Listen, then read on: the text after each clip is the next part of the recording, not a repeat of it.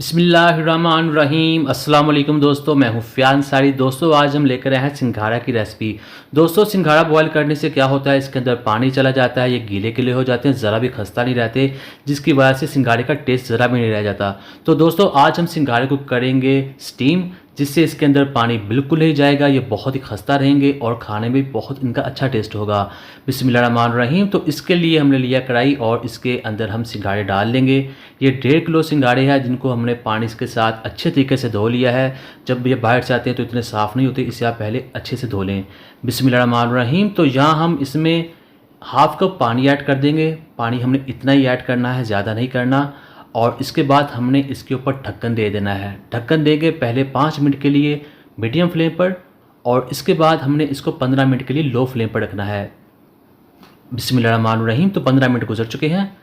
तो ये देखिए अल्हम्दुलिल्लाह सिंघाड़े बहुत ही अच्छे तरीके से बन चुके हैं। इनके अंदर ज़रा भी आपको पानी नज़र नहीं आ रहा होगा, ऊपर से भी ड्राई नज़र आ रहे हैं, इसी तरह ही अंदर से भी बहुत ज़्यादा ड्राई और अच्छी हालत में होंगे। तो बिस्मिल्लाहिर्रहमानिर्रहीम एक निकालते हैं और आपको दिखाते हैं ये अंदर से किस तरह से है। बिस्मिल्लाहिर्रहमानिर्रहीम।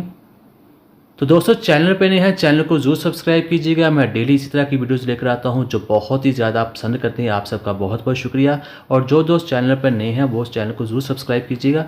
तो ये देखिए सिंघाड़े अंदर से बिल्कुल ड्राई हैं, गीले नहीं हैं और बिल्कुल भी गले हुए नहीं हैं। यही सिंघाड़े की खूबसूरती होती है। आप भी इसी तरह ज़रूर बनाइएगा, इंशाल्लाह ये आपको बहुत ही मज़ा देंगे। आसानी के साथ बन जाते हैं, ज़्यादा मेहनत की ज़रूरत भी नहीं है, इनके अंदर ज़रा भी पानी नहीं जाएगा। और ये देखिए माशाल्लाह बिल्कुल खुश्क हैं, बहुत ही अच्छे तरीके से पक चुके हैं। तो अब हम इसको निकालते हैं और आपको दिखाते हैं डिश आउट करके। बिस्मिल्लाहिर्रहमानिर्रहीम। तो इससे आप सर्व करें और इसके ऊपर थोड़ा सा चाट मसाला है तो वो ऐड कर दें, और इसके अलावा अगर आपके पास कोई लेमन है तो उसको भी ऊपर लगाएं। इसके साथ इमली की चटनी बहुत अच्छी लगती है। अगर आपको इमली की चटनी बनानी नहीं आती तो चैनल पर इमली की चटनी की रेसिपी है, वहाँ से देखकर बना सकते हैं। दोस्तों सिंघाड़े वैसे ही बहुत हेल्दी होते हैं, इनके अंदर कैल्शियम वगैरह होता है जो बहुत ही फ़ायदेमंद होता है। बढ़ते बच्चों के लिए भी अच्छा होता है और बड़ी उम्र के लोगों के लिए बहुत अच्छी चीज़ है। आप इसको ज़रूर खाया करें। थोड़ा सा ही रहते हैं लेकिन इनके अंदर जो कैल्शियम होता है वो हमारे बहुत काम का होता है। तो दोस्तों उम्मीद करता हूँ आपको आज की वीडियो पसंद आई होगी। वीडियो पसंद आई तो वीडियो को लाइक कीजिएगा, चैनल पे नहीं है चैनल को सब्सक्राइब कीजिएगा, और कोई भी कमेंट करना हो तो आप कर सकते हैं, इंशाल्लाह आपको उसका जवाब ज़रूर मिलेगा। तो अब दीजिए फ़ियाज़ अंसारी को इजाज़त। अल्लाह हाफिज़।